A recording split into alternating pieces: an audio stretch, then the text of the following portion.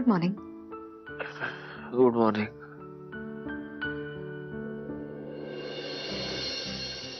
तू तू तू कधी आलीस? म्हणजे कधी आलीस तू? अहो असं काय करताय? तुम्ही बोलवलं आणि मी आले. अहो तुम्हीच तर फोन करून बोलवलत ना मला. मी फोन केला? अहो म्हणजे असं थेट बोलवलं असं नाही, पण रात्री फोनवर तुम्ही म्हणालात ना की ते मी तुझी चौकशी करण्यासाठी फोन केला होता फक्त. आणि मला एक सांग, तू तिथून निघायच्या आधी मला फोन का नाही केलास? नाही, मुळात फोन न करता तू आलीस कशी मंजिरी? हो हो, पण आता आले ना मी. बरं मी काय म्हणते, तुम्ही आवरून घ्या, मी आलेच थोड्या वेळात.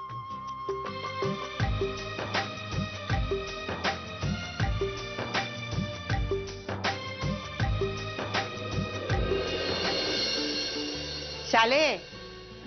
सासूबाई अक्षवंत.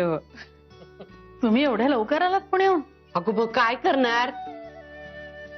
अगं तुझ्या सुनेला माझ्या लेकराविना करमतय वय. पहाटे 5 वाजता उठून बसली, तेव्हा धरणं सारखी बुनबुन लावली माझ्या माग. कोल्हापूरला जाऊया, कोल्हापूरला जाऊया. म्हणलं चला आता कोल्हापूरला.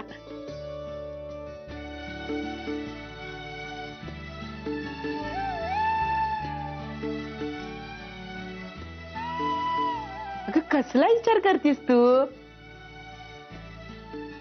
अक्षी बरोबर आहे तुझं. तसंच आहे त्यांचं. तुझं माझं जमना आणि तुझ्या बिगर करमना. जे होतंय ते चांगल्यासाठीच होते सासूबाई. जुन्या गोष्टी आठवल्या ना की माझं मलाच खूप वाईट वाटतं. ही दोन्ही मुलं आपापलं पूर्वायुष्य विसरून साऱ्या गोष्टी पुन्हा नव्यानं सुरू करू पाहतात. चांगलंच आहे. आता असं वाटतं की त्यावेळेला मी सुद्धा जरा अतिच केला. शाले, कशा पायी सवताला बोल लावून घेतीस ग? झालं गेलं गंगेला मिळालं. पुन्हा पुन्हा तोच विषय कशा पायी काढतीस? जाऊ दे ना. बरं मला सांग, त्या सुंदरीला बघायला पाहुणे येणार होते, त्याचं काय झालं? गेले, बघून गेले तिला. चला बरं झालं. बरी आहेत माणसं. एकदा प्रियाचं लग्न झालं की मी तिच्या आईला दिलेल्या वचनातून मोकळे. खरं आहे. अरे देवा, त्या मंडळीनं फोन करायचा होता, मी फोन करून आले. मी आले, फोन करून आले. अगं चारे चारे, मला सांग, तो पोरगा कसा आहे ग? आता काय झालं? बरोबर नग सांगूस. हे बघ, मी तुझ्यासाठी पुण्याहून भाकरवडी घेऊन आली.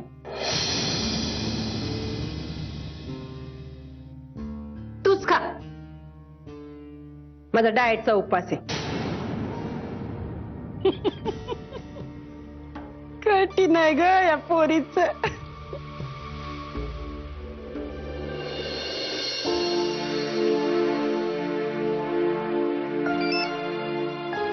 हॅलो, कोण? मी शालिनी मुधोळकर बोलतीये. अच्छा मॅडम, आमचा निर्णय आम्ही तुम्हाला आधीच कळवलाय आणि तो पूर्ण विचार करून घेतलाय. या विषयावर आम्हाला काहीही बोलायचं नाही. मलाही तुमच्याशी बोलण्यात इंटरेस्ट नाहीये, पण प्रश्न माझ्या मुलीच्या चारित्र्याचा आहे. तुम्हाला नकार द्यायचा आहे ना, खुशाल नकार द्या, पण दुसऱ्याच्या चारित्र्यावर चिखलफेक करायचा तुम्हाला काहीही अधिकार नाहीये. खोट तुमच्यात असेल, माझ्या मुलीत नाही. ती शुद्ध आणि पवित्र आहे, समजलं? हे बघा,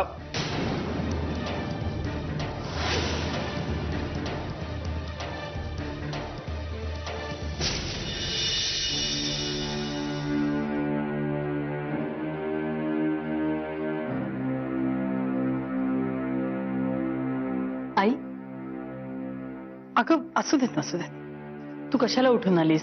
जरा आराम करायचा ना रूम मध्ये तुझ्या. अहो त्यात काय एवढं, आणि आल्यापासून तुम्हाला भेटले नव्हते ना मी, म्हणून मग आवरलं आणि भेटायला आले तुम्हाला. बरं, प्रवासात काही त्रास? छे काहीच नाही. उलट आजी होत्या ना माझ्यासोबत, सगळा प्रवास छान झाला.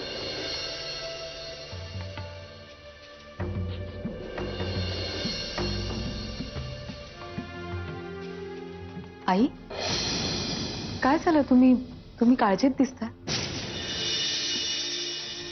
नाही,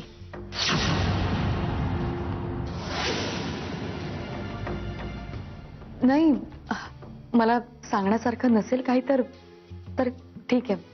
अगं नाही, ती पाहुणे मंडळी प्रियाला बघून गेले. काय? कधी? अहो ते तर येणार नव्हते ना. नाही, त्यांचा कार्यक्रम पुन्हा बदलला आणि ते ठरलेल्या वेळेला बघून गेले तिला. अरे वा, मग काळजी करण्यासारखं काय त्यात? आपली प्रिया त्यांना नक्कीच पसंत पडली असणार. नाही म्हणजे देशमुख मंडळींनी प्रियाला नकार कळवलाय.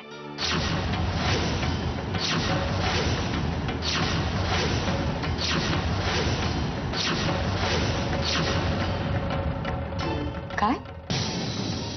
नाही पण मला कळलं नाही. आपल्या प्रियामध्ये नकार देण्यासारखं काय आहे? एवढी सुंदर आहे, समजूतदार आहे. हा हो, नकार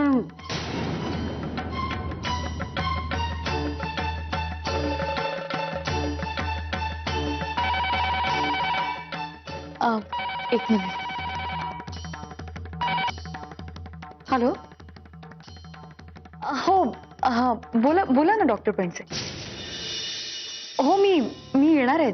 माझ्या लक्षात आहे ना. हो हो हो का, ठीक आहे. हो मी यांना सांगते मी येते चेकअपला. Okay okay okay bye. काय ग? आई अहो डॉक्टर पेंडसेंचा फोन होता. त्यांनी चेकअपसाठी बोलावलंय आणि त्यांचं म्हणणं की ब्लड टेस्ट वगैरे पण करून घेऊया आपण. बरं, मग तू सत्यजितला विचार फोन करून, आणि तो येत असेल तर बरंच आहे. हो चालेल. चले काय ग सारखं सारखं सत्या सत्या सत्या. आम्हाला काही पोरं झाली नाहीत वय. आणि हे बघ, मी आहे नव, मी घेऊन जाईन तिला. सत्याला आपलं काम करू दे. सारखं बायकोच्या मागं पिंगा घालत बसतोय. मी जाईन तिला घेऊन. ठीक आहे, जा तुम्ही. मी काय म्हणते, मी फक्त एकदा यांच्या कानावर घालते की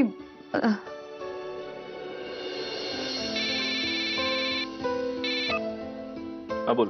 अहो डॉक्टर पेंडसेंचा फोन आला होता. चेकअपसाठी बोलवलंय त्यांनी. तू अपॉइंटमेंट घेतलीस का हो आज म्हणजे 12 वाजताची अपॉइंटमेंट आहे. आज? बर, मी येतो. नाही मी काय म्हणते, तुम्ही कशाला येताय? म्हणजे आजी असं म्हणतात की त्या आहेत माझ्यासोबत, तर तुम्ही करा ना तुमचं काम. काही काळजी नका करू. सतत काय आजी आजी आजी हा? आणि तिला म्हणा तुझा वेळ जात नसेल तर देवळात जाऊन कीर्तनाला बस. मी येतोय. बाय. ठीक आहे, मी ठेवते. आजी अहो ते म्हणतात की ते येणार आहेत माझ्यासोबत. सुधारायचा नाही ग वैद्य.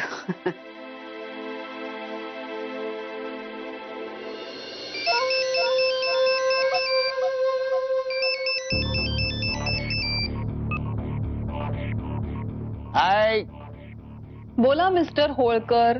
माय dear Motiwala friend, how is you? What is this? No meeting, no darshan, how come? Mister Holkar, हा, माझ्या समोर तुमचं जे काही म्हणणं असेल ना ते सुद्धा मराठीत मांडत जा प्लीज. उगाच त्या इंग्रजी गळचेपी नको.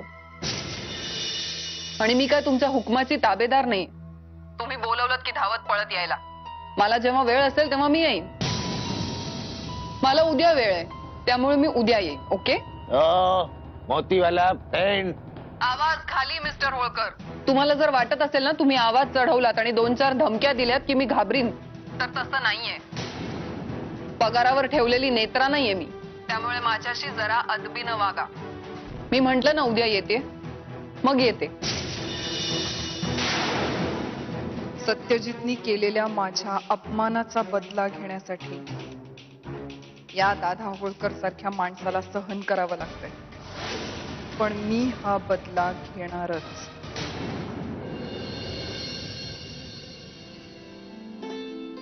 काय ग? तू अजून इथंच? अगं डागदराकडे जाणार होतीस ना लेकरा संग? मग अहो तेच आजी, बघा ना मी त्यांचीच वाट बघते पण अजून आले नाहीयेत. कधी उशीर होत नाही त्यांना एवढा, पण आज असं कसं? अगं मग वाट कशाची बघतीस? हातात फोन आहे ना तुझ्या? तो काय फक्त शोभेची वस्तू आहे वय? फोन लाव की त्याला हो आणि त्याला म्हणावं येळ काढत बसू नगस, आणि काम करायचं असेल ना तर कामच कर. मी आहे ती तुझ्या सांगते. हॅलो मंजिरी. Hello hello. अहो अहो कुठे आहात तुम्ही? अगं मी घरी यायला निघालो होतो पण प्रॉब्लेम असं झालाय की रस्त्यात टायर पंक्चर झालाय गाडीचा. हे बघ तू तू तयार आहेस ना? मी एक काम करतो, मी गाडी इथेच ठेवतो आणि मी रिक्षा करून येतोय लगेच घरी. मी आलो की आपण लगेच निघू. तू तू डॉक्टरना फोन करून सांग की आपल्याला यायला थोडा उशीर होतोय मग. हा अहो नको, म्हणजे मी काय म्हणते, तुम्ही नका ना एवढी धावपळ गडबड करू. म्हणजे धावपळ करून येऊ नका. इथे आजी आहेत माझ्यासोबत, म्हणजे आम्ही जाऊ दोघी क्लिनिकला. तिचं काय, मी येतोय ना. हो येत आहेत ते. अहो पण मी काय म्हणते, पुन्हा उशीर झाला तर क्लिनिक मध्ये आपल्याला कमी वेळ मिळेल ना. पण मग तुम्ही जाणार कशा दोघी? हो जाणार कशी मी, म्हणजे तोही प्रॉब्लेमच आहे ना. अगं खुळी आहेस का तू? दारात 2-2 गाड्या आहेत ना, त्या काय खेळण्यात आहेत वय? काय तू पण. अहो मी काय म्हणते, गाडी आहे ना, आणि ड्रायव्हर दादा सुद्धा आहेत, तर मग मी जाईन त्यांच्या बरोबर. आणि आजी पण आहेत, तर तुम्ही नका काळजी करू. हा ती पण ना. बरं ऐक, तू तू नीट जा आणि त्या ड्रायव्हरला गाडी हळू चालवायला सांग. ओके, मी फोन करतोस तुला नंतर. हो ठीक आहे, ठेवू मग. चल बाय.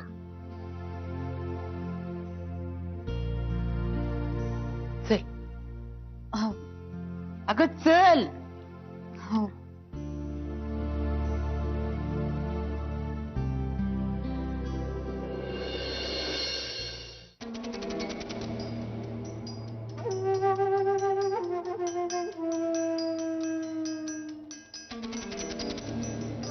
दादा, आय एम एक्स्ट्रीमली सॉरी. मला उशीर झाला. घरातनं निघताना माफी मागा आधी.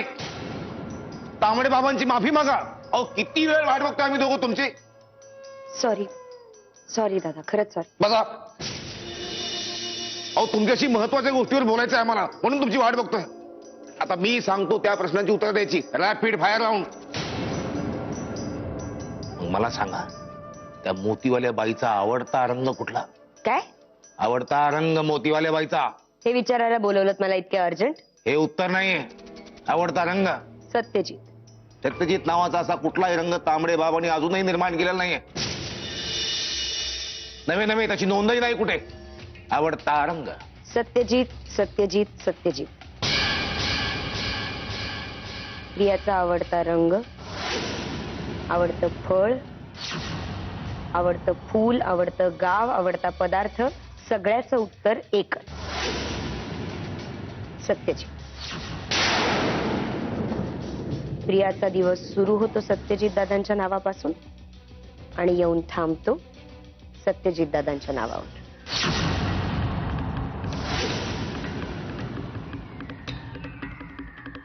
चुकीचं उत्तर दिलं की काय होतं माहितीये? तांबडे बाबाचा कोप होतो. मग चुकीचं उत्तर देणाऱ्याच्या दोन्ही हाताची बोट कापून टाकतो, एका प्लेट वर ठेवतो. रक्त उठतं, अभिषेक आणि तांबडे बाबाचं नाव. दादा, चुकीचंच उत्तर द्यायचं असतं ना तर कुठल्याही रंगाचं नाव घेऊन मोकळी झाली असते ना मी. पण मी तुम्हाला दादा म्हणते, तुम्ही मला ताई म्हणता, म्हणून एक गोष्ट सांगते. खरंच प्रियाला या जगात फक्त एकच गोष्ट आवडते, ती म्हणजे सत्यजित दादा. तुमचा विचार बदलणार. आम्ही तुम्हाला तुमचा विचार बदलायला लावणार आणि मोतीवाल्या बाईचा दिवस सुरू होणार दादा होळकर पासून, संपणार दादा होळकर पाशी. From mister Holkar to mister Holkar. समजले? दादा, खूप राग येईल तुम्हाला, पण एक गोष्ट सांगते.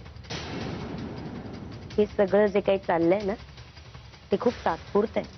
प्रियाचा सत्यजित दादांवरचा राग जेवढा तात्पुरता आहे ना, तेवढंच तुमच्यावरचं प्रेम सुद्धा. या बाबतीतलं चिंतन खूप कमी पडतं दादा तुमचं. येते मी. All the best. I am excuse me. आमचं चिंतन झालं, मननही झालं. तुमच्या मुधोळकरला सांगा ऑल द बेस्ट.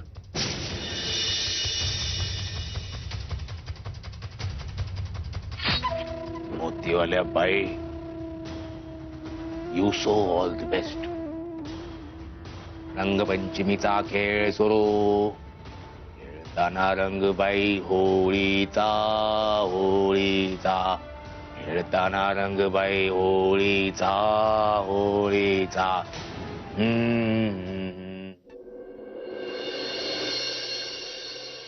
तुम्हाला काय वाटत असेल ना, त्याची कल्पना आहे मला शालिनीताई. मला विचाराल ना, तर देशमुखांचं हे बोलणं वागणं मलाही अजिबात पटलेलं नाहीये. काही विचार नाही, काही नाही. चांगल्या घरातल्या मुलींवर असे आरोप करायचे म्हणजे काय? आता आपले एवढ्या वर्षांचे संबंध, मी आज का ओळखते या घराला? मी बोलले त्यांना. मी आणलेल्या स्थळाबद्दल तुम्ही असे थेट आरोप कसे करू शकता? आणि शालिनीताई, आपल्या प्रियाची तुम्ही काळजीच करू नका. अहो, एक देशमुखांचं स्थळ गेलं तर गेलं. मी तिच्यासाठी आणखी चांगली स्थळं आणीन ना. घरंदाज, कर्तबगार, तुम्हाला तक्रारीला जागाच राहणार नाही अशी एक एक स्थळं आणते की नाही बघा. आईसाहेब, बाहेर शेखरराज देशमुख आलेत.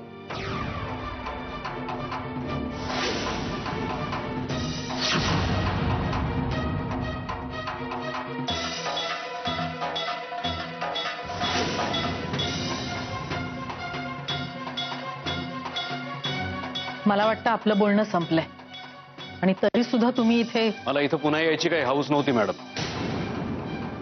केवळ तुमच्यामुळे मला इथं यावं लागलंय.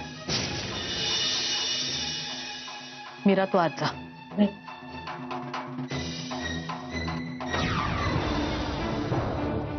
मग काय ते पटकन बोलून निघालात तर बरं. निघणार तर आहेच. मी काय इथं मुक्कामाला आलेलं नाहीये, पण जाण्याआधी सगळं सरळ स्पष्ट बोलणार आहे. आता हे बोलणं पटकन होईल की नाही हे मला नाही सांगता येत. तुमचं बोलणं मीही पूर्णपणे ऐकून घेईनच असं नाही.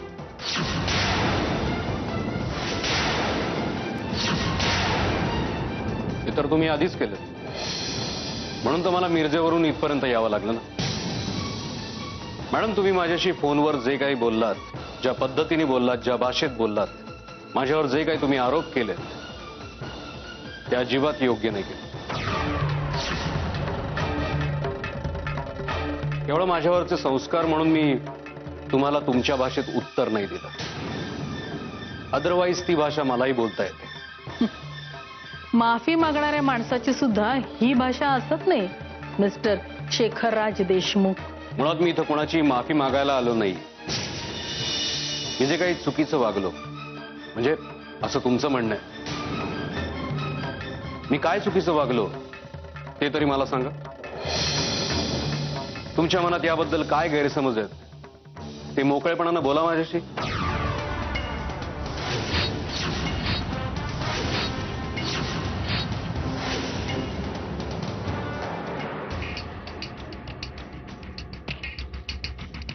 अगं काय नेत्रा, घाबरले ना मी. हे बघ, घाबरली मी. खाली केवढा मोठा राडा चालू आहे माहितीये तुला? ऑलरेडी झाला, पण म्हणजे आय मीन मी काही केलेलं नसतं ना. प्रिया, तुला बघायला जो मुलगा आला होता ना, शेखरराज, तो आलाय खाली. वाटेल तसा बडबडतोय सगळ्यांना, तोंडाला येईल ते बरळतोय. काय चाललंय काय? तुझ्याच मुळे राडा चाललाय हा. हे मी कसं सांगणार डार्लिंग? आणि राडा खाली झालाय, मग तू इथे काय करतेस?